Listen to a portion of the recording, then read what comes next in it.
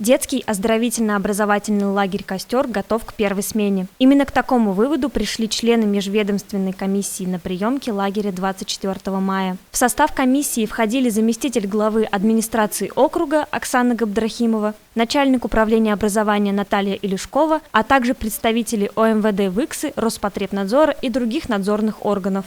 Корпуса, медицинский блок, столовая, пищеблок, актовый зал – все подготовлено к встрече детей 1 июня. Из основного, что было сделано при подготовке в этом году, у нас в санитарных модулях заменены чаши Генуя на унитазы, что, в общем, придаст комфорту нашим детям.